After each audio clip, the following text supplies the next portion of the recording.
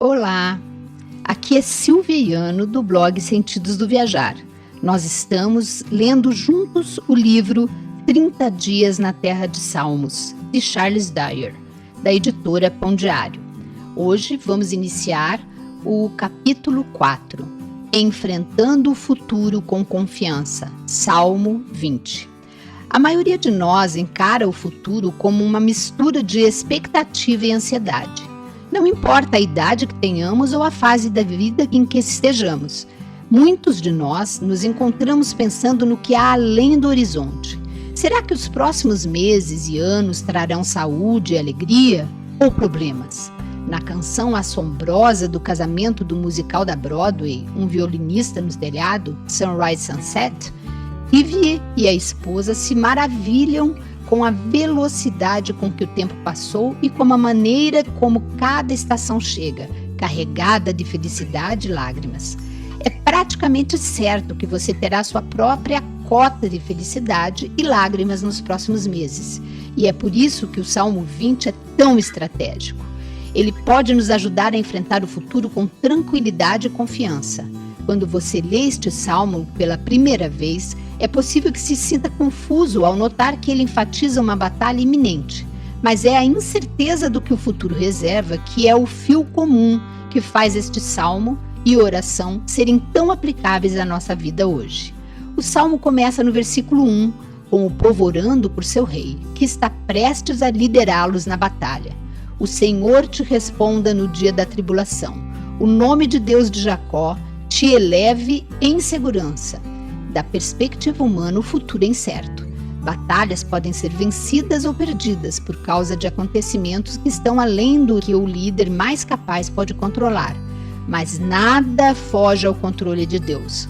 Por isso, o povo ora e pede ao Senhor para responder e elevar em segurança o seu rei na batalha. Reconhecer que Deus é o único no controle é a chave para esta oração por um futuro incerto. Falando ao rei, o povo pede que Deus conceda-te segundo o teu coração e realize todos os teus desígnios. Versículo 4. Podemos fazer planos, mas é Deus quem pode concretizá-los ou arruiná-los. É crucial que reconheçamos a necessidade da ajuda e da intervenção divina. O versículo 6 é uma resposta a esta oração. O salmo passa de nós para eu, do coletivo para o individual. Alguns acreditam que seja o sacerdote respondendo ao grupo. Acho que poderia ser a resposta do próprio rei Davi. Em qualquer caso, a pessoa, depois de ouvir as orações sinceras do povo, responde com confiança. Agora, sei que o Senhor salva o seu ungido. Ele lhe responderá do seu santo céu com a vitoriosa força de sua destra. A oração no versículo 1 era para que Deus ouvisse e protegesse. No versículo 6, o líder afirma a sua confiança na capacidade de Deus de fazer exatamente isso. Invertendo a ordem, ele diz saber que Deus salva ou livra seu ungido e responderá do céu. Contudo, como povo ou líder pode ter tal confiança? Afinal de contas, o futuro ainda é o futuro, ainda não aconteceu. O que pode lhes trazer tanta confiança com relação aos acontecimentos que ainda estão além do horizonte? A resposta está no versículo 7. Uns confiam em carros, outros em cavalos. Nós, porém, nos gloriaremos em o nome do Senhor, nosso Deus. Este versículo é muito interessante em hebraico. Ele diz literalmente, não de carros nem de cavalos, mas do nome do Senhor, o nosso Deus, nós o lembraremos. O termo traduzido como gloriaremos é a palavra hebraica para lembrar-se, zakar. A forma particular desta palavra transmite a ideia de aludir, lembrar ou fazer alguém lembrar. Não se trata de gabar-se de algo, mas de lembrar ao povo o que eles têm.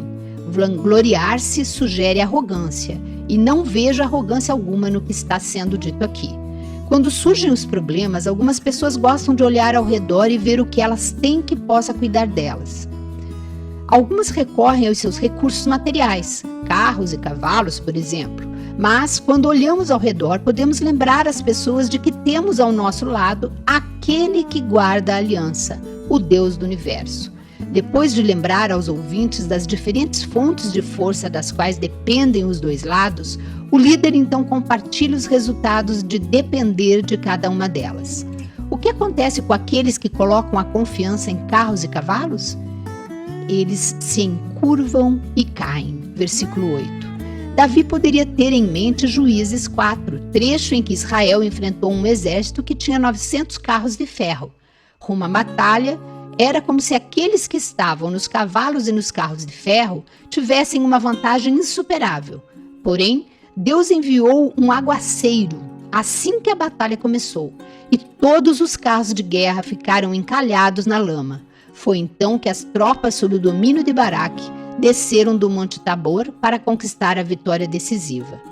Aqueles que confiam meramente na capacidade humana se encurvam e caem, mas aqueles que se lembram e dependem de Deus se levantam e se mantêm de pé. Versículo 8. O nome do profeta Zacarias vem da mesma palavra hebraica, Zacar. Seu nome significa o Senhor se lembra. E ele enfatiza essencialmente a mesma verdade em sua mensagem aos governantes de Judá de sua época. Não por força nem por poder, mas pelo meu espírito, diz o Senhor dos Exércitos. Zacarias 4:6. Deus complementaria o que ele prometera fazer independentemente de quão forte a oposição ou os obstáculos pudessem aparecer. O salmista termina sua oração repetindo o mesmo pedido que ele tinha desde o início. Ó Senhor, dá vitória ao rei, responde-nos quando clamamos. Versículo 9. Deus está no controle, mas ainda precisamos invocá-lo em oração e clamor por ajuda. A identidade do rei, mencionada neste versículo, é incerta. Alguns acreditam que seja uma referência a Davi e traduzem o versículo como um pedido do povo para que o Senhor poupe o rei Davi. Mas também é possível que o rei que eles tenham em mente seja o próprio Deus. Logo, o R maiúsculo de rei na versão ARC. Quando eles clamam, ouça-nos o rei quando clamarmos, eles poderiam estar clamando a Deus, que é o rei soberano. Gosto dessa perspectiva porque parece encaixar-se melhor no Salmo. Davi está reconhecendo que até o rei humano precisa confiar no Rei dos Reis ao olhar em direção ao futuro.